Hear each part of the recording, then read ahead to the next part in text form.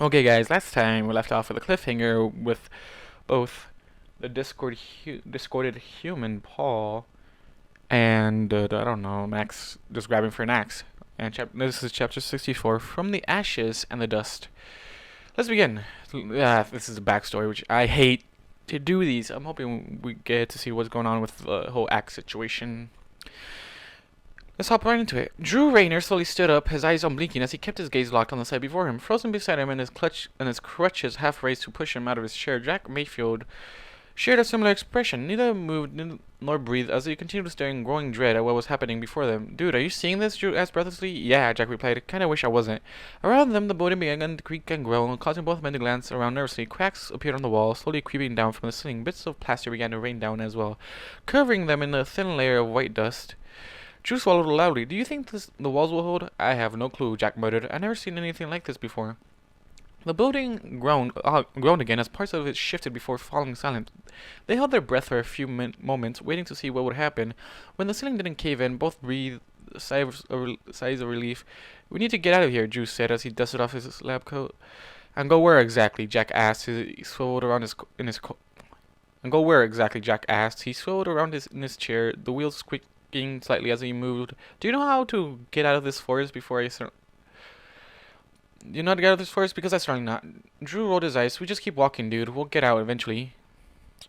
Jack groaned and closed his eyes, pinching the bridge of his nose, and he shook his head. We don't even know how big the forest is. It might take 5 days for us to find the edge of it. Are you willing to be out there for 5 days straight with all the creatures we encountered? He gave Drew a pointed look. Well, with all the creatures we haven't, what if there's something worse out there that we haven't encountered yet, simply because we haven't wandered into its territory? Okay, so then what? Drew huffed, throwing his hands up. Do we just stay here and hope for the best? Hope that those things, he pointed at the partially obscured outside window, don't manage to get in? Jack glanced at the window as well, the pane of glass now covered in small chips and scratches, many of them fresh. It was impossible to see outside anymore, their view obstructed by the large black. The building suddenly shifted again, a loud groan echoing through the halls. The sound of breaking glass from several rooms reached their ears, followed by a yelp. A tentative knock came from the inner window, still covered by a blanket. Excuse me, I know we've done this song and dance before, but would you find Gentlecoat's mind opening up? I would very much appreciate it. Ignoring the muffled voice, Jack bit his thumb, his gaze darting around the room. His eyes landed on an old Bunsen burner, and he paused. Drew, he said slowly, not taking his eyes off the burner. Yes? Go and get the spare tanks of propane. I have an idea. I got one question. If Discord is just mad at Celestia, because apparently that's his whole meaning in life at the moment, is just taking revenge against Celestia. What a little bitch, man. Seriously? Just a little revenge ploy that took years and years of planning, when the creature that's being targeted is literally the most compassionate fucking being on her own planet. Are you fucking kidding me? You know what? Fucker deserves to die. Fucking Paul deserves to fucking die. Or Jack, whatever the fuck his name is. I don't give a fuck. Discord deserves to die straight up. Just deserves to die. Or if he had access to going back home, he should have just went home and not give a fuck. He's over 1 million years old now. Like, what the fuck? What? A little bit of a tangent, but seriously, a whole revenge ploy bullshit nonsense, that's pissing me the fuck off. Anyways, Twilight's perspective. Probably shocked and in despair right now. Alright. Ignoring the worried calls from her friends, Twilight tumbled through the air, half falling, half flying. Twilight tumbled through the air, half falling, half flying in her desperate attempt to reach the ground. She was hyperventilating, gaps coming in quick, sporadic bursts as she struggled to get her wings to work. Her muscles burned, and her head was pounding, and her vision was blurred with tears, but she pushed onwards. As she neared the ground, her wings finally gave out, and she fell the last 5 or so feet. She landed hard, her injured back leg giving out. Pain instantly shot up through the leg, causing her to topple onto the grass with a scream. She didn't stay down for long, though, doggedly struggling back onto her heels. Her injured leg was trembling too much to support her weight, so instead she just flutter-hopped herself forward towards the remains of Discord. The Lemons of Harmony had done their job, and they had done it perfectly. The minute the rainbow beam had struck the Draconequus, Stone had immediately started to creep across his body as he was petrified. The world slowly was restored, free from the mind-warping reality it had been forced into. The floating islands returned to the ground, the discolored clouds vanished, and the blood-red sky returned to the cool violet of night. As Discord's magic dissipated within seconds, Discord was nothing more than a massive statue jutting jutting up into the sky. Unfortunately, Max shared the same fate as the Dragonequus, his body turning to stone even as he plummeted to the ground far below. Twilight tried desperately to catch him with her magic, or even slow him down, but was unable to. She was forced to watch as Max's petrified form disappeared into the gloom below, lost to view in the darkness. Even with the light provided by the waning eclipse fire above, she wasn't able to see where he had landed. Only the general vicinity of his body. Okay, she wasn't able to see where he had landed, only the general vicinity of his body. However, before she had a chance to hurry down and retrieve him, it had happened. She had just managed to descend from her current rooftop to a lower one when, with a deafening crack, the large statue of Discord had collapsed. Chunks of stone rained down, clattering off rooftops and buildings, all piling up in the courtyard far below. She had to raise a wing to shield herself from smaller ricocheting bits of rock. Within seconds, a veritable mountain of stony debris covered and a veritable mountain of stony debris and covered the destroyed courtyard and its surroundings. This included Max. Oh fuck! No.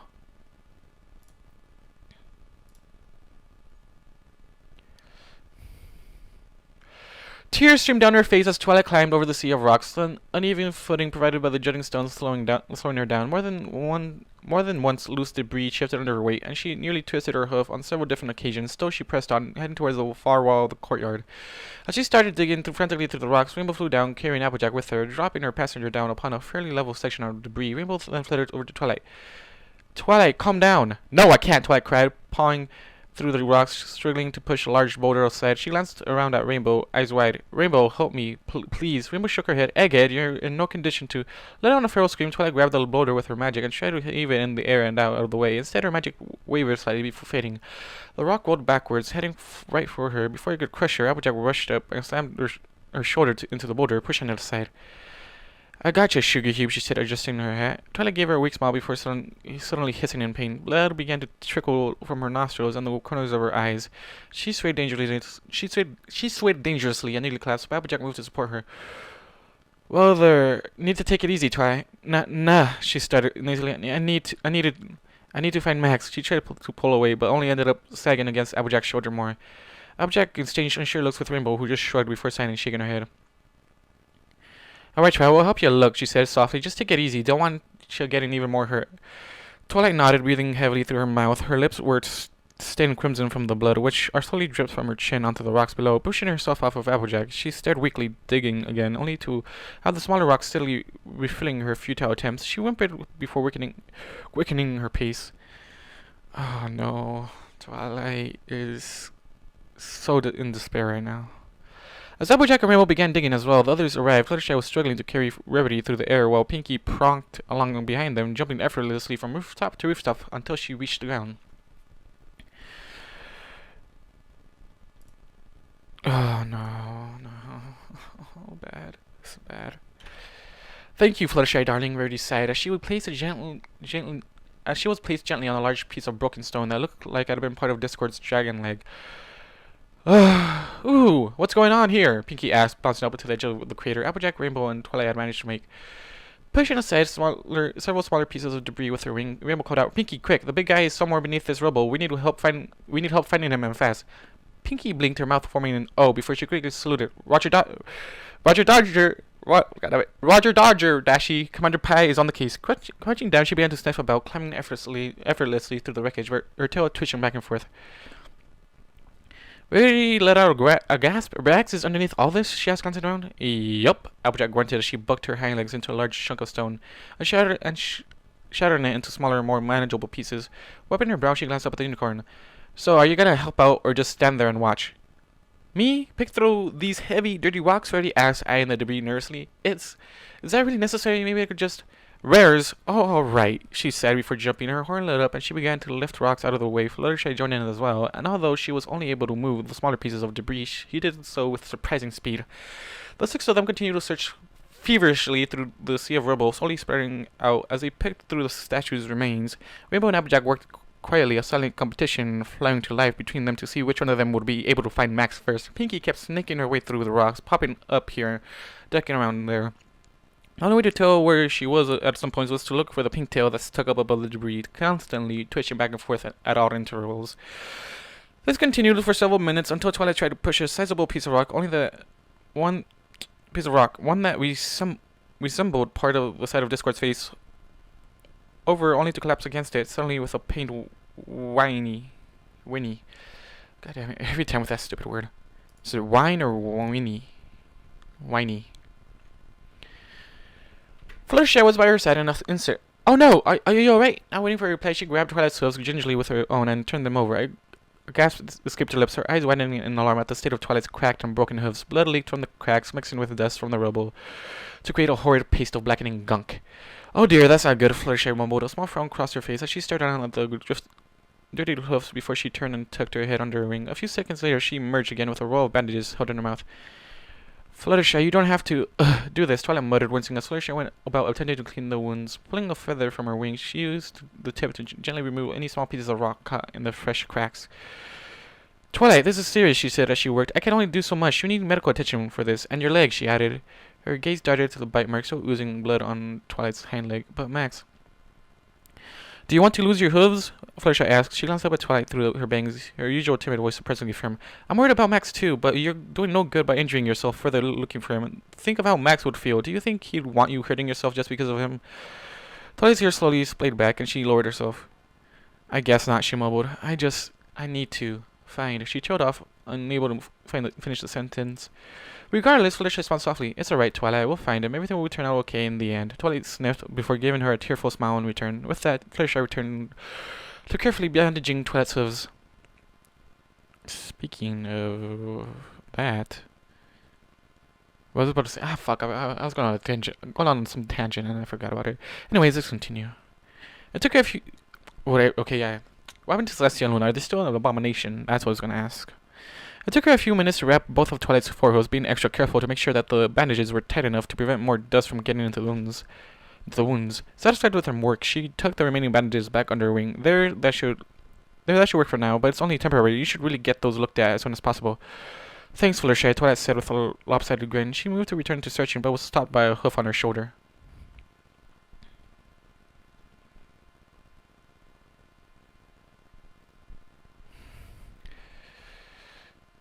Please, no more digging, Twilight, Fluttershy said. You'll ruin the bandages. Twilight gave her a confused look. But I barely have any magic left, and I have no strength in my wings. The only thing I can do is dig with my hooves. What else what else am I supposed to do? Just rest. We'll take care of the rest. Fluttering her wings, she took to the air and returned to clearing away the rubble with rarity, leaving Twilight to herself. She made to stubbornly follow after the Pegasus, but instead stumbled. Okay. Wait, let me say that. Okay, so... Fluttering her wings, she took to the air and returned to clearing away the rubble with rarity, leaving Twilight to herself. She made to stubbornly follow after the Pegasus, but instead stumbled. A hiss of discomfort escaped her lips, as though pain shot up through her hooves. A frown touched her lips, and she slowly sat down, being mindful of her injured hind legs. While stuck out at an odd angle, she shifted the leg into a more comfortable position. Wincing as a partially scabbed over wound pulled on her coat, she sat there watching her friends continue to dig through the stony remains of Discord, searching for her human. She continued to observe from their silence until her vision began to blur. Blinking back tears, she swallowed thickly before looking away. Why? She whimpered, staring down at her bandages hooves. Why does this have to happen? She had finally managed to work up the courage to confess to Max. And things had been going almost perfectly, but then the world had been flipped upside down. Lemons just had to take away Max's ability to understand her. Max just had to disappear, and Discord just had to ruin everything again. Why couldn't things just be like they used to be, when life was calmer and things seemed so simple? There was no fighting, no evil plots. It was just her friends, and Max. A faint smile touched her lips, even as tears slowly slid down her cheeks. Her memories seemed to flicker before her eyes. The day that Max had tagged along with her when she went to the beach with her friends. How he had dived headfirst into the water, nearly giving her a heart attack when he didn't surface right away. She just assumed that, like a Christian human, he wouldn't be able to swim. He had then spent the rest of the day proving her wrong, all while playing ball with her and Rainbow. Then there was the time she had managed to convince him to go to the spa with her. Just the memory of the look of pleasure on his face as Lotus worked on the muscles in his back was enough to draw a giggle from her. All the nice times. There were so many memories like those. Max with his head stuck in the freezer as Spike climbed up on his back to join in. Max play fighting with Rainbow as ponies watched in fascination. Max roughhousing with her brother with cadence rolling around and laughing in the background, Nightmare Night and the fun they had together playing the different games scattered throughout Ponyville, snuggling up together in front of the fire on the cold winter nights, a nice book and a warm human beside her, eating out at Scratchers, listening to Max and Octavia playing duets together, heartwarming Eve and the wonderful gifts he had given her, her confession of love, their first night together as a couple, their dance and dinner beneath the stars. So much had happened ever since Leslie had first sent Max to her. It's hard to believe it's only been a year, Twilight murmured, her eyes softening. It seems like only yesterday he had arrived at the library. Damn. I guess this is a memory? Not sure. Twilight let out a tired sigh as the door closed behind Applejack and Rarity, both of whom were escorting a nervous Fluttershy home. Pinkie Pie had already left, needing to get back to Sugarcube Corner in order to prepare for tomorrow's expected rush. That just left one other pony behind with her. Oh, horse feathers! Rainbow groaned from where she was splayed out on the couch. That was horrible. I know what you mean, Twilight grumbled. I thought one basilisk was bad enough, but having to deal with three? Thank goodness we had Fluttershy there, or else things might not have turned out as well as they did. She was forced to pause as a sudden yawn escaped her. Oh, I'm tired. Lighting up her horn, she pulled off the pair of saddlebags that were draped over her back and deposited them on the floor. She undid the latch, revealing several different books on dangerous magical creatures. Pulling them out, she began to put them back in their proper place on the library shelves. Twilight, a voice coming from the kitchen caught her attention, and Twilight glanced over her shoulder. Spike was peering around the archway into the kitchen, and upon seeing Twilight, his face lit up. Twilight, you're back, he said with a smile as he entered the room. You were out there so long, I was beginning to worry. Walking up, he quickly grabbed Twilight's leg and pulled it into a hug. Yes, I'm back, Twilight said, leaning down to give Spike's head a brief muscle. Sorry for worrying you.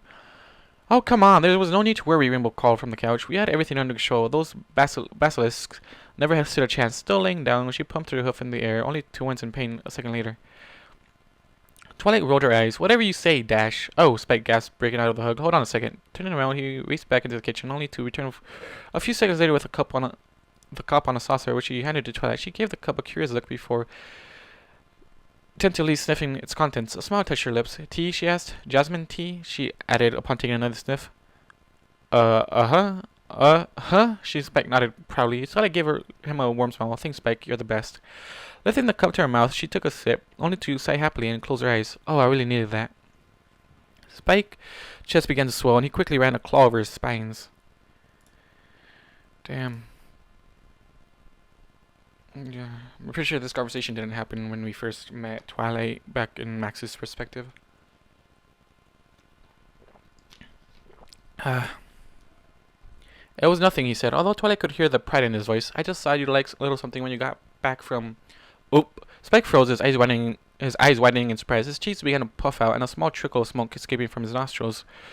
A low rumble emanated from his stomach, slowly working its way up to his throat until it escaped in a large belch of green fire. The flames expanded, and a scroll popped into existence. Twilight reached to grab it, only to jump back with a startled yelp as the flames expanded again, and a large crate suddenly materialized in the air. It fell to the ground with a loud thud, something inside shifting about on impact. As the green flames died down, everyone stared wide-eyed at the crate. Rainbow slowly climbed down from the couch. Dang, Spike, what the heck did you eat? She asked with a laugh. Flapping her wings, she took to the air and began to circle the crate slowly. Spike, who was rubbing his throat, just shrugged his shoulders. It's from Princess Celestia. She even sent a letter with it, Twilight said. Despite how tired she was, some excitement still managed to work its way into her voice. She picked up the scroll with her magic and deposited it in her hoof, only to pause. I wonder what she would be sending me this late in the day, though. Well, let's crack this bad boy open and find out, Rainbow said, rubbing her hoofs together. Twilight nodded before her horn lit up. The top of the crate began to glow as a pink aura surrounded it. After giving a small tug, a frown crossed Twilight's face. Her horn began to glow brighter, and with a grunt, she pulled the lid of the crate off, revealing what was inside. The sight drew gasps from all the three of them, lighting up her horn again. Twilight gently grabbed and lifted the human out of the crate's interior. As the human dangled there, upside down, Twilight was able to get a good look at it, or rather, him. As she quickly noticed, ropes had bound his wrists together, and the skin around them looking rather red. He was a fairly large human, height-wise, although he looked rather thin in her opinion. Medium-length brown hair hung from his head, with odd streaks of blonde running through it. His cheeks and chin were covered in a layer of stubble, which was already beginning to blend into the hair on his upper lip. Brown eyes surveyed the room with unnatural curiosity as the human slowly spun in circles. Silence filled the room as Twilight, Rainbow, and Spike all stared at the human, who in turn stared back at them. Whenever he spun around to face them, slowly Twilight's brow began to furrow, a perplexed look crossing her face. She stepped forward and, lifting a hoof, gave the human a quick series of pokes in the side of his stomach. Oh yeah, she was poking. Alright, back to reality, I think. Damn. This is making me sad. I really want to go back and read some of the chapters again. He didn't seem like much at first, did he? Twilight said to herself. She rubbed her eyes with the back of her hoof, trying and failing to fight back her more tears. Just an annoying brat of a human, always getting into trouble. It seems not much has changed, huh? A sniffle escaped her. Feeling enough against discord by yourself. What were you thinking? What were you even thinking at all? The tears kept coming as more memories came and went, each one leaving a sickly sweet feeling in her chest. She was so caught up in her thoughts that she didn't hear the sound of approaching wing beats until a pony suddenly dropped to the ground with a thud. Startled, she glanced up at the new arrivals. A battered-looking pair of guards, one Pegasus and one unicorn, stood before her. Glancing around at the sea of rubble, with tired looks on their faces, the unicorn suddenly lit up, and 3 more guards suddenly appeared in a flash of light. 2 unicorns and an earth pony. What the? Twilight gasped, drawing the attention of the guards. The first unicorn guard eyed her tensely before sighing and hanging his head. Muttering something to the other guards, they nodded and began to spread out. With that, the unicorn slowly walked over to Twilight, stopping in front of her and throwing a salute. Princess! Twilight blinked in sudden recognition. Terminal? She asked, peering closely at the guard. Terminal Lance? Is that you? Quickly she wiped her eyes again, tried to hide the tears. Yes, ma'am, Terminal replied, lowering his hoof. And despite the circumstances, it's good to see you again, kiddo. Twilight gave him a confused look. What are you doing here, Terminal? Aren't you part of my dad's squad? Wait, she gasped, her eyes widening in alarm. Where's Dad? He isn't... He's fine, Terminal answered, a little too quickly. He's fine, I assure you. As for what I'm doing here, well, when the anomaly told Nightlight that he was going after Discord, your dad assigned us to look after him. He paused, kicking at a piece of loose stone. Guess we kind of failed at that, huh? Twilight watched the stone bounce across the ground, her ears playing backwards. It's not your fault. He seems to have a knack for finding trouble. The stone rolled to a stop, and her eyes were drawn to the guards that were now picking through the rubble as well. What are they doing? Searching for your human? Terminal said simply. We're here to help you look for him. It's the least we can do, given we couldn't keep him safe. Shut up. Damn, though. I am heartbroken as well. I'm with Twilight on this. Fuck. Twilight nodded, swallowing thickly before quietly muttering, thank you. Terminal bowed before returning and heading off to join the others in their stretch, his horn lighting up as he began to lift rocks into the air. With the guards' added help, they were able to sift through the rubble with a bit more ease than before. Rocks that had been given even Applejack and Rainbow trouble fell quickly to the experienced unicorn spells. After resting for a while, Twilight joined back in, helping Fluttershy, but stopping occasionally to make sure she wasn't aggravating her injuries too much. There had been a moment of excitement when the Earth Pony, Earthen Peak, Twilight believed her name was, found Max's helmet. The metal crushed and dented. However, upon searching the surrounding area thoroughly, they weren't able to find anything else. The helmet hadn't worried Twilight too much. She knew that Max hadn't been wearing it when he had fallen, still she had hoped that he had landed somewhere near it, even if the odds of that being the case were not in her favor. Twilight wasn't sure how long they searched for, as the sun and moon remained stationary high above them, frozen in a perpetual state of a partial eclipse. Her friends stuck by her, loyally searching, even as the hard work began to take its toll. They were all covered in varied mixtures of sweat and dust, something that Rarity seemed to be trying to ignore. The guards worked silently, voicing no complaint nor slowing in their work. She tried to remain as vigilant, but her injuries would not allow it. Several times she had to stop in order to give her hooves a rest. It was during one of these breaks that a shout suddenly came from the other side of the courtyard. Twilight! Every pony! I found him! Damn. I expected it to be that. I thought it would take like at least a couple more paragraphs for that. Which reminds me, are the princesses normal now? I hope so. Twilight glanced up quickly, a smile working its way across her lips, only to disappear as she saw the look on Pinky's face. Her normally cheerful expression was now solemn, her mane hanging limply about her face and shoulder. She gave Twilight a sad look before turning and glancing back down into the large hole she had emerged from. Everyone quickly convened. Pushing herself to her hoofs, Twilight limped along quickly, not caring about the pain flaring up in her legs. She stumbled and almost fell, but Applejack quickly moved to support her, carrying her the rest of the way. As the pair crested the top of the crater, Twilight gasped. The strength left her legs, and she sagged against Applejack. There at the bottom of the excavated hole, still half buried under the rubble, was Max, no longer stone. His broken body was in poor shape. Gashes of various sizes covered his face, blood and dust caking its features. His armor was dented and covered covered in large scratches, with several pieces of metal sheared off, leaving behind jagged edges. A particularly large dent was located in the center of his chest, and even from her position at the top of the center, Twilight could see the blood trickling from beneath the warped metal. A sob escaped her lips at the sight of her human, the sight before her reminding her too much of the state he had been in after the pit fight. They had barely been able to save him then. With Canterlot in chaos, they weren't able to help him this time either.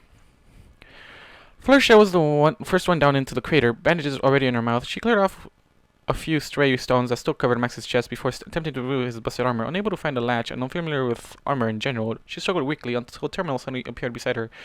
His horn lit up, and the front of Max's armor was ripped away in a burst of magic, taking with it part of his shirt and leaving behind his bare, bloodied chest. Fluttershy gave him a thankful smile before leaning down and pressing her ear against Max's chest, her other ear twitching as she listened. After a moment, she lifted her head and called out, "He's got a steady pulse. The wounds look worse than they are." Terminal added, lighting up. Shut up, Terminal. Fuck.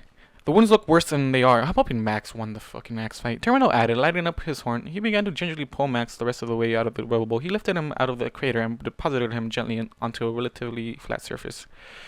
Pushing off of Applejack, Twilight limped forward, the others moving out of her way to allow her through. She stumbled, collapsing by Max's side. Immediately, she pressed her ear against his chest, wanting to hear his heartbeat for herself, just to make sure. It took a moment, but then she heard it, the soft, rhythmic thumping that resonated through his battered chest. It was slow but steady, and if she closed her eyes, she could almost pretend that he was just sleeping. Oh my god, Twilight. You've been through so much with this guy. Lifting her head, she glanced down at Max's face, only to pause, a small frown touching her lips. His breasts were coming in short, ragged grasps, and part of the reason soon became apparent. There was a black collar around his neck with a tag bearing her cutie mark. It was bound tightly against his throat, the skin around it red and raw. Lighting up her horn, Twilight tenderly removed it. She eyed it curiously, wondering where he had gotten it. It was a magic collar, obvious due to the lack of manual latch. Only a unicorn could have put it on him. Casting several detection spells, she tried to locate any hidden spells or enchantments on the collar, but found none. It was just a regular collar, one that bore her cutie mark. She eyed the collar for a few more seconds before carefully wrapping it around her own neck, making sure that it wasn't too tight. With that, she stood back up on shaky legs. She put on the collar. It's adorable. We should get him to the medical wing, Terminal said as he moved to stand beside her. While his wounds aren't severe upon closer inspection, he still needs medical care. I'm on it, Applejack said, walking over. She slipped herself under one of Max's arms. Earth and Peak moved to the other side of the human and did the same. The two Earth ponies lifted him with some effort. Rainbow fluttered down and grabbed at his feet, keeping them from dragging on the ground. Let's get out of here, Terminal said, glancing around again. The chaos has stopped, but I don't like the fact that Discord's statue crumbled. It seems like the only time that happens is when he breaks loose. Oh, are you shitting me? Oh, I'm not gonna like that. Max, please tell me you killed his subconsciousness nonsense. Please tell me. Please, please, Max, be victorious in this. The shit's too depressing right now. We'll deal with it when that time comes, Twilight muttered. For now, let's go. Slowly, they made their way out of the rubble-filled courtyard. Slowly, they made their way out of the rubble-filled courtyard. The carriers, being careful not to jostle their passenger too much. With Applejack occupied, it fell to Fluttershy to help Twilight stay steady on her hooves. The group entered the palace, leaving behind the destroyed scenery. Far above, a nightingale flew along, chirping noisily in the silence. Still, the question remains: where are Princess Luna, and Celestia? For that matter, what happened? This could mention something happening in the Equestria Empire. Hopefully, everything's fine there. The group made their way through the ruined halls of the palace, skirting around piles of masonry and marble. Terminal and Rarity walked up front, using their magic to push the larger piles aside so that the trio carrying Max could get through. Pinkie, Fluttershy, and Twilight brought up the rear, Twilight leaning on Fluttershy as she walked. The remaining guards were positioned around the small procession, their heads on a swivel. As they moved through the corridors, they would peer down adjacent hallways and peek inside rooms as they passed, searching for any signs of life, friendly or not. Damn, people yelling, are you kidding me? They had just about reached the main staircase when the sound of hoofsteps came from ahead. The guards froze, their bodies tensing as the sound grew louder. A few seconds later, two large and familiar figures came around the corner and into view. Twilight gasped, her eyes widening. Princess Celestia, Luna. The princesses returned to their normal forms, paused, their ears twitching as they spied the group. They glanced sideways at each other before slowly making their way forward. As they drew nearer, Twilight could see that they both looked exhausted. Their normally ethereal manes had lost their magical properties, now hanging limply about their shoulders. Celestia bore long, pink locks, while Luna's mane was short and light blue. Twilight, Celestia said, giving her fellow princess a wee smile. There you are. Twilight eyed her nervously. Princess, are you okay? For the most part, Celestia said, a little tired and dry-mouthed, I must admit, but other than that, we are fairly fine. Speak for thyself, Sister Luna grumbled. We have a headache that's threatening to split our head apart. Curse the stone and water. Oh, how much do you remember? Twilight asked nervously. Enough, Celestia sighed. Most of it's a bit fuzzy, but I think we remember enough to piece together what happened. She smiled down at Twilight. Very well done with the teleportation spell, Twilight. That was some very quick thinking. Thank you, Princess. Twilight stuttered as Rainbow snickered in the background. Verily, dear Sparkle. Wait, what? Verily, dear Sparkle, Luna grunted, rubbing at a lump on the side of her head. Though we would have liked it if you, had picked a better location. The stone the fountain was made out of was most certainly harder than my head. Twilight winced, giving the Lunar Princess an apologetic look. Sorry, Luna, I panicked. Luna rubbed and rolled her eyes, but gave Twilight a small smile nonetheless.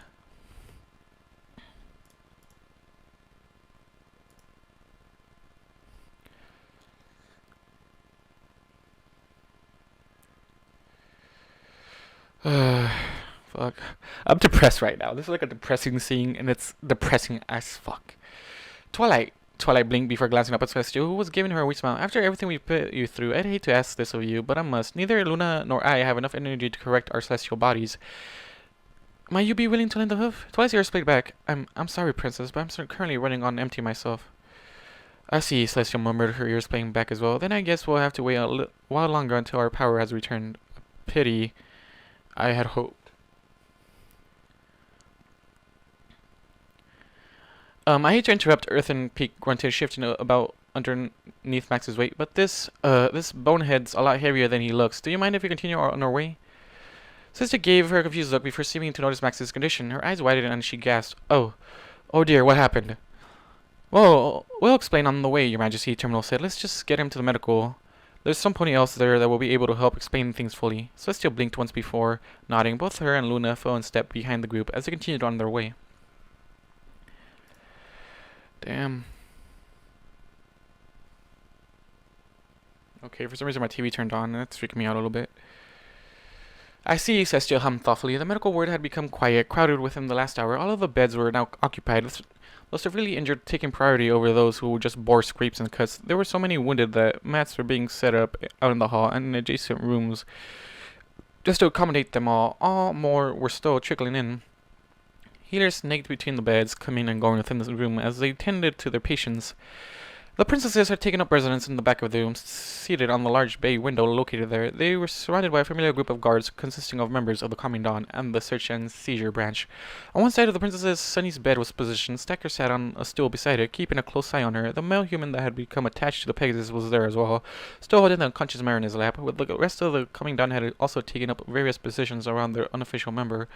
Windbreaker sat at the foot of the bed, smilingly pinning a wing as she started off into space. Two beds over the unconscious form of Thunderspark and Cloudspire rested. The bodies returned to normal. On the other side of the princesses, beds containing Ebony and Primrose were located. Both ponies were unconscious, but Primrose was clearly in the worst shape. Several tubes ran to her nose and mouth, and she had several blood transfusion bags connected to her legs. The bandages wrapped firmly around her chest were already starting to turn red again.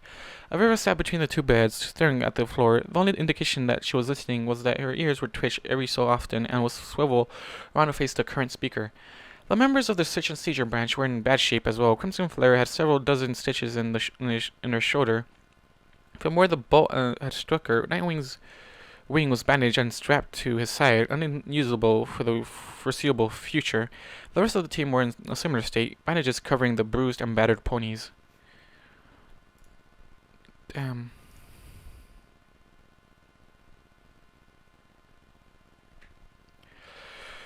Fuck, this is just not anyone's day.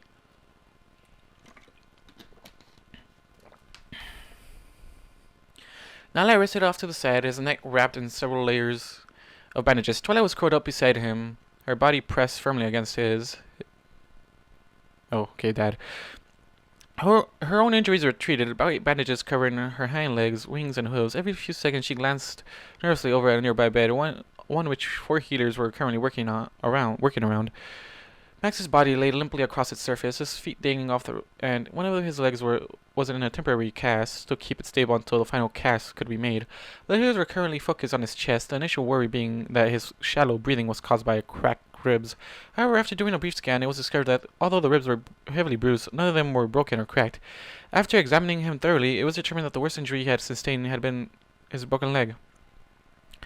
A miracle in Twilight's opinion. Celestia shifted on the cushioned ledge of the window, a troubled look crossing her face. This is interesting, if somewhat disturbing as well, she said, glancing up at the terminal, who had just finished retelling what had happened. With a little help from Nightlight when it came to his communication with Max through hoof language. Are you sure that Max said that our native humans are sapient? Luna asked, eyeing the male human on Sunny's bed with a mixture of wariness and unbridled curiosity. A bit of blue mane fell in front of her eyes, causing her to huff in annoyance. Those were his words, Nightlight grunted. The Christian humans are intelligent. They've been getting smarter over the past few years, but nobody seemed to notice.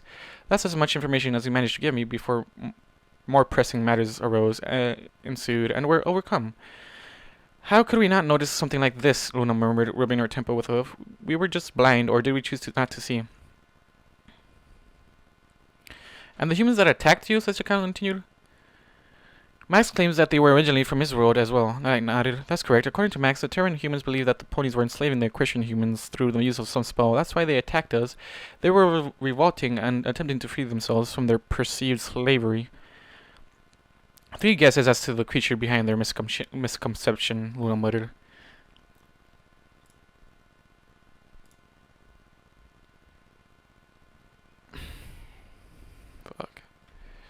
It wasn't just discord, though, Cessa said. Our own treatment of the humans, even in ignorance, is what led to the misconception of slavery.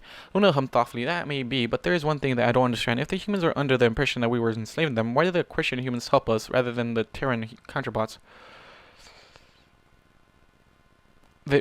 Rather than their Terran counterparts. Probably for fear of us, their slavers, Cessa offered, her ears playing back. Not necessarily, Nightlight said. I can't be entirely sure, but from what I gather, the Christian humans were following Max. They did what he told them to. At least I'm assuming they did. Several of them led us to a group of injured ponies after Max told us about them. Several of them accompanied him when he went after Discord, Terminal added. They even attacked Discord when he grabbed Max. Though it did a little good, we lost track of them soon afterwards. It seems that we will not know the full story behind the motives of the Christian humans until Max has regained consciousness, Luna said softly. Glancing over at said unconscious human, she watched the healers work for a few seconds before suddenly turning her attention back to Nightlight. Pray tell, where are the Terran humans you captured? They're in the throne room, under heavy watch from guards. I trust completely, he replied.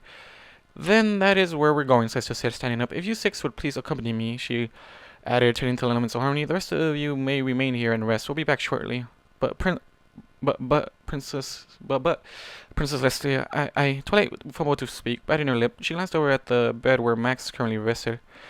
Were we not, Twilight Sparkle? Luna cooed as she stood up as well. Approaching Twilight, she gave her a small nuzzle. Max will still be here when you get back. Allow the healers to finish their work. You'll be able to rest with him after. Twilight nodded and made to stand up, but was stopped by an approaching healer, shaking her head. Hold on 1 second, Your Majesty, the healer said. Her horn lit up and the splint was levitated over to Twilight's injured leg. If you're going to insist on walking around on that hoof, at least let me give you some support, okay? The healer asked as she wrapped the splint.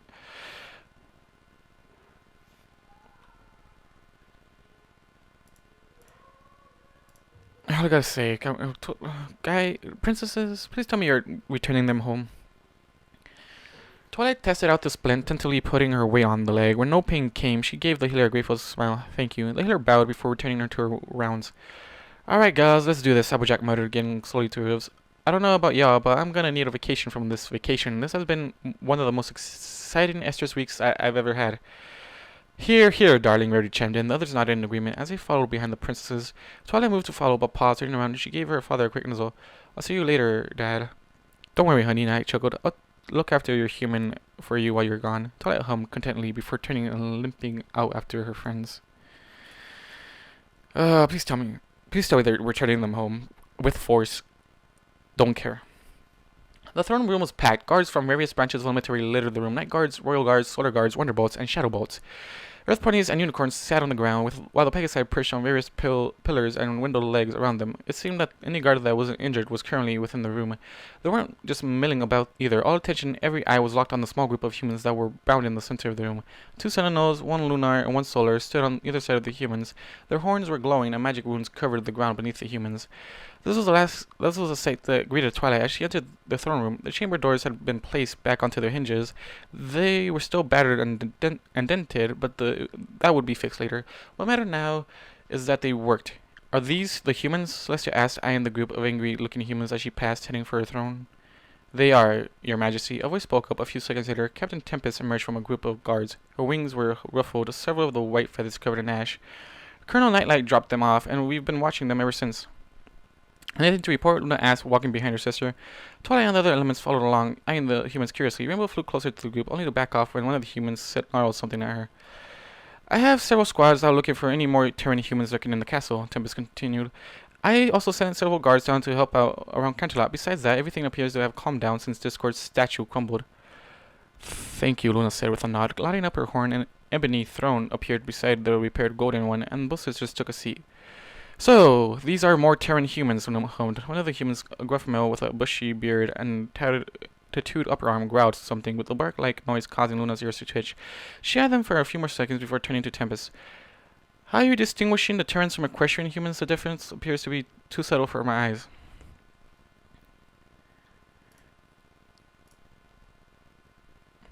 Their facial structures are a little different, but we are using a more surefire way of weeding them out, Tempest said. Which is? Celestia asked, raising an eyebrow. Tempest smirked. Their body temperature. That's actually pretty clever, Twilight praised, as she limped up to the base of the throne dais. If any humans have a temperature around 98 degrees, you'll know that they're Terrans. If not, then they're Equestrian. Simple yet effective. The issue of finding other Terrans is taken care of then, said Chilham. But what shall we do with these ones? She stared down at the humans before her. It was strange, but now as she looked closer, she could easily tell the emotions on their humans' faces. Most glared up at her with anger and defiance. But there were an odd few that held looks of worry and fear on their faces. The sight caused her heart to twinge slightly. A small frown crossing her lips. She didn't like being the source of fear for any creature. I think the solution is quite simple, Luna huffed. They were brought here against their will, blame us for what's happened, and they want nothing to do with ponies. Send them back home. What, you mean back to their own world? Twilight asked, her eyes widening. Certainly, Luna nodded. The spell's within our ability. We were going to send Max home before he changed his mind. She motioned towards the humans with a wing. We can do the same with them, only on a larger scale. There's just one problem with that, dear sister, said Shonari. Neither of us have enough magic to perform such a spell at the moment. So stick them in the dungeon until such a time as we have regained our strength. Luna huffed, crossing her forelegs. Should we really be punishing them like that? Twilight asked hesitantly, Fluttershy nodding beside her. They attacked dozens of ponies and left several in critical condition, Tempest growled. We're extremely lucky no pony died yet, but there is still a chance of it. I understand that, Twilight said, but that's not entirely their fault. They were misled and used. Their aggression came from a huge misunderstanding. I don't feel right punishing them for that. It would just reinforce their views of us.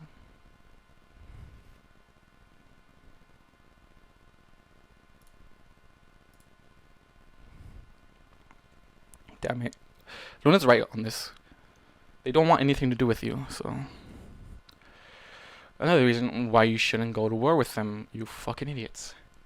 You are correct, my faithful students, Celestia said softly. A small smile worked its way across her lips. However, the dungeons are not to punish them, it's simply to hold them until we can send them home.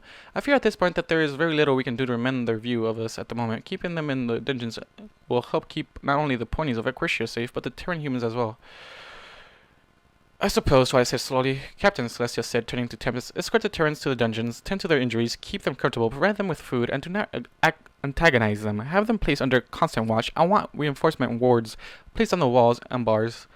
Tracking spells placed on each human, and guard changes every hour. At least 10 guards on watch at any time. She motioned towards the sentinels. Take the sentinels with you. Have them within sight of all the humans, no matter what. Ma'am, Tempest saluted. If any try to escape or attack a pony, then use any means necessary to subdue them. Celestia said, while we may be trying to send them home, I will not allow them to harm my ponies anymore. Equestria comes first, and the Terrans second. And no, she added, smiling down at Twilight, that does not include Max anymore. He is Equestrian through both his actions and his relationship with you. Tempest saluted again before turning to a few of the nearby guards. Get them on their feet and get them moving. If any can't walk, levitate them, but don't aggravate their wounds. The rest of you, she shouted to the ribbon guards scattered about the room, start combing the castle. Wonderbolts, Shadowbolts, head down to Canterlot and help regain order. The last thing we need is a riot getting out of control. Yeah, boy, back to the Equestria. Yeah. The guards moved forward and began to pull the humans to their feet. Several struggled, but the majority followed suit. Once it was clear what the ponies were trying to get them to do, one of the humans, a tall male that looked a little charred, needed to be levitated, and he groaned upon being moved. Those that bore fearful looks did not fight back, but the defiant ones required a few nudges in order to get them to walk. The bearded human included struggled to the point that they had to levitate it as well. In order to keep them moving, chirps and barks filled the air as the humans shouted unintelligible words at the surrounding ponies. Twilight watched silently as the guards began to file the humans out of the throne room, only to suddenly gasp, her eyes widening. Wait! The guards paused as all eyes turned to Twilight. She swallowed weakly, suddenly nervous under all the gazes. Limping forward, and she approached a group of humans, one human in particular standing out. The face was familiar, and it had taken her a second to remember where she had seen it. Coming to a stop in front of the humans, Twilight stared up into the face of Max's ex-mate, friend or girlfriend. She reminded herself her hair was longer, and the excess fat had faded from her face, but Twilight could still recognize her from the pictures she saw on Max's phone device.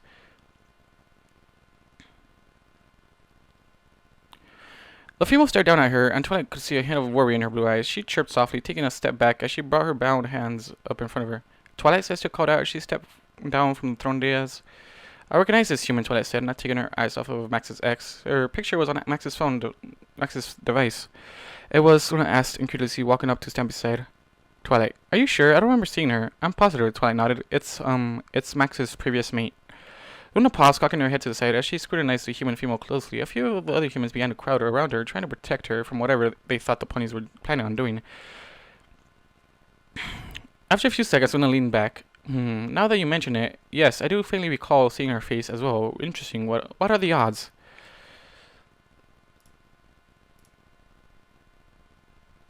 Still eyeing the human, Twilight lifted a hoof absentmindedly played with the tag on the collar around her neck. The human's eyes darted down onto the collar before widening. Lifting her bound hand, she pointed at the collar and said something that came out as a series of grunts and chirps. The look of anger across her face surprised Twilight, causing her to take a step back.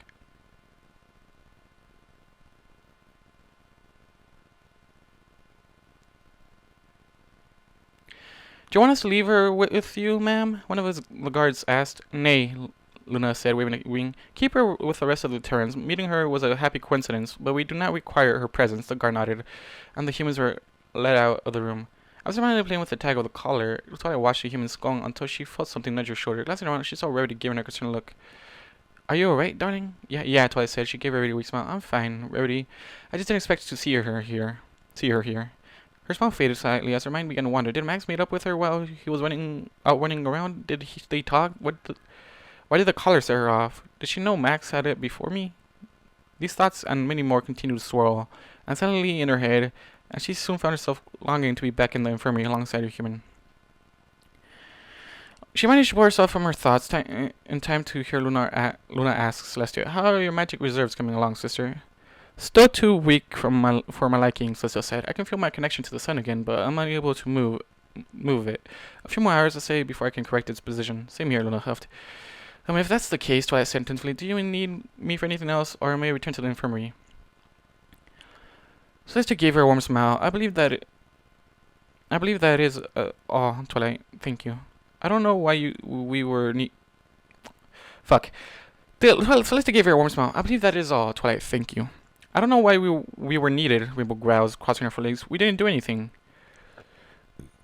You were in here in case we needed the elements, Luna said, motioning towards the element of harmony dangling from Rainbow's neck. As it turned out, we didn't need you, but it's better to be safe than sorry, especially with everything that has been going on recently.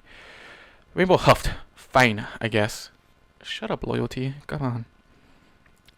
That reminds me, where the fuck is that one thing, the guardian angel for Max?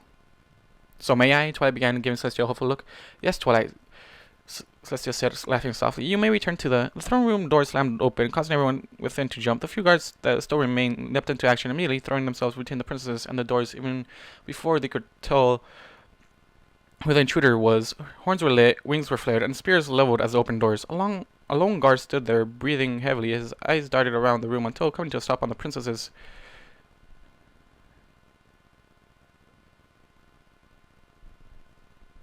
Your Majesties, he practically squawked. You must come immediately. Calm yourself, Luna ordered as she stepped forward. What's happened? No time, don't know, the guard gasped. Ponyville. What? Rarity yelped, her eyes widening. Applejack followed suit. Ponyville? What happened? What about Ponyville? Lead on, Celestia said, stepping forward. The guard nodded before turning and hurrying off down the hall. The elements shared an easy look between them before hurrying along after. The guard led them down a series of corridors before coming to a stop at an open balcony. As they stepped out onto the balcony and glanced at Ponyville far below, a loud gasp rippled throughout the group. A grim look crossed both Celestia and Luna's face as she stared at the sight below them. What in tarnation? Applejack breathed. Oh no, oh no, oh no, Felicia muttered, her hoofs covering her mouth.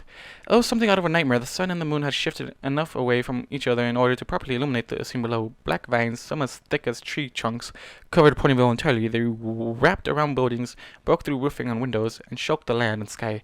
The source of the vines was clear, the majority of them coming from the same location. The Everfree Forest. God damn it, Discord, you with your bullshit. I am so done with this fucking character.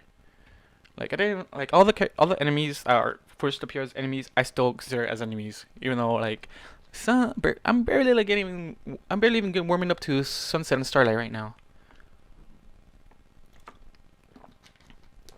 Discord not so much because he's a different creature. Anyways, the corridor was still a gentle breeze blowing over the endless piles of debris. A murder of crows cawed loudly as they circled above. The bloody light of the eclipse shone down upon the disaster, coloring the remnants of Discord a dark crimson. Slowly the crows began to descend, drifting steadily downwards. A soft grinding sound suddenly echoed around the courtyard. After a few seconds, rubble at the bottom of a medium-sized crater began to shift about, some of the bigger rocks stumbling down the slope of dust and stone. A dusty, bloody human had slowly emerged, gradually followed by an arm, and then a body. Paul T. Reddick groaned as he worked on pulling himself from the wreckage that used to be his twisted, demonic body. His body was naked, the pale skin covered in a mixture of dust and blood. A shaggy mane of tangled hair fell about his shoulders, and his facial hair faring no better. Pulling himself free, he staggered to his feet. He huffed and puffed, gasping for air. A valiant effort, Mr. Williams, he wheezed. A valiant effort indeed. A pity it wasn't enough. He licked his lips and spat out a glob of dust and blood. A hero you are not. Straightening up, he peered around the debris field around him. I must say, I don't know how your exterior decorator is, Tia, but you simply must give me their number. Speaking of Tia, he sneered, let's go see how they are faring. Raising a hand, he made to snap his fingers, only to freeze. Slowly, he lowered the hand and stared at it, wide-eyed. No. He brought up his other hand, turning the pair of them about as he studied the long, bony fingers. It's not possible. Tears slowly began to well up in the corners of his eyes. After all these years, it really is. Trembling hands trailed over her arms and chest, leaving his trails in the dust and blood.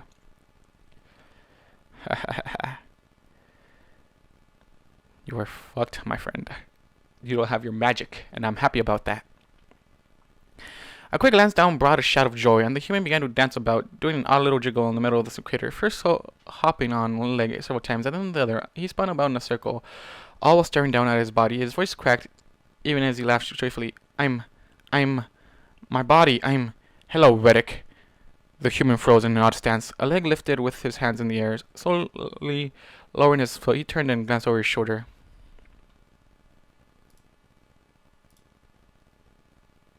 At the top of the crater, the wind blowing gently through her two-tone blue mane, stood a white unicorn mare, a pair of tinted glasses rested above her horn.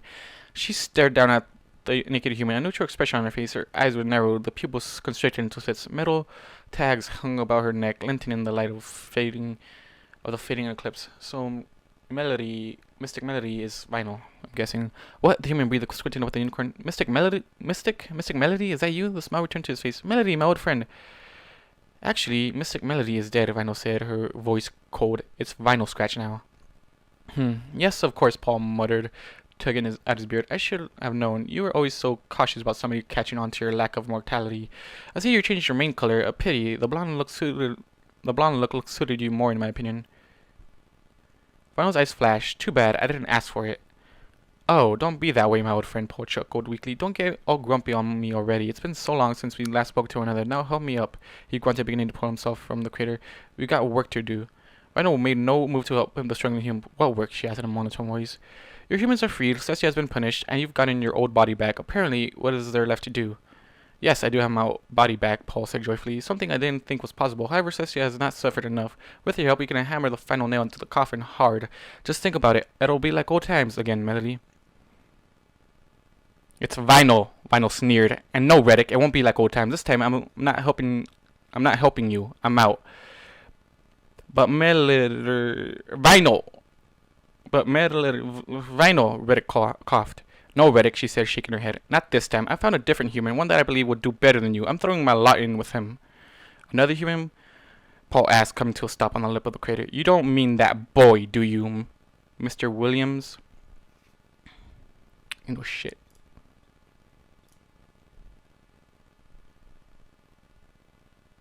If you're talking about Max, then yes, Vinyl said. I've talked with him and seen what he values. I'm fairly sure you won't throw me aside like yesterday's garbage.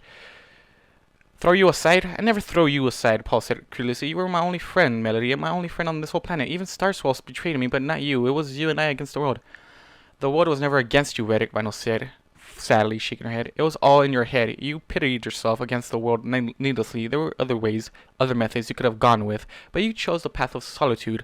You chose to become this. She motioned around at Discord's debris. You did this to yourself, and no one else. Celestia did this to me, or don't you remember, Paul growled. I remember a kind man, Vinyl said, her voice softening. One who was scared about the new world he found himself in, but still eager to learn. What happened to that man, Reddick? What happened to the man that spent a whole afternoon discussing science and magic with Starswell? That man died, Paul grunted, the same day as Starswell cast her spell. Then I guess I have nothing to regret, Vinyl said evenly. Paul shook his head. Don't do this, Melody. Sorry, Reddick, Vinyl apologized with a shrug. But as you told me all those years ago, it's not me, it's you. Now I have to get going. I have a mare friend waiting back home that could probably use some comfort and reassurance. Then why did you come? Paul asked, crossing out his arms. Because, Vinyl said, her horn lighting up. She lifted her tinted shades and lowering them over. There's one particular promise that you made all those years ago that I'm actually going to hold you to, and I'm here to collect. A look of confusion crossed Paul's face. What promise was that exactly? Vinyl smiled, fangs descending from her lips. Just a taste. Oh, please just kill him, Vinyl. Please just kill him. I don't care. Just kill him, Vinyl, please. She lunged forward with a blood-curdling shriek. Reddick toppled backwards into the crater. Vinyl lashed firmly to his neck. The end. Fuck. Just kill him. Just kill him. Please, just kill him. Please. Please, for the love of fucking God, just kill him. And I agree with Vinyl. It was all in his stupid fucking head. Because Celestia was trying to help him. Pretty much, she was trying to help him. As she is a compassionate being. Anyways, author's note. How many of you saw this coming, huh? Be honest. How many of you knew that your human and you was going to turn into the season premiere of season 4, huh? Once again, Terminal Lance is brought to you by Personified. What the fuck? I hope that I'm still doing him justice. Okay, I don't know what the fuck the last part said. Wait, this is a season premiere for season 4. Wait, this is a season premiere for season 4? Huh? What? Anyway, guys, I think this is season 4. I'm not sure. There's been 3 seasons so far in this fucking story, and I'm glad the author marked us with it. Now, next chapter is an interlude, which I think is about Luna with a mustache. It's gonna be interesting. Anyways, guys, thank you all for watching, listening, doing what you guys do, and I'll see you guys in the next video. Goodbye. 100,000 stories have filled my head as I look for the answer in what I've read.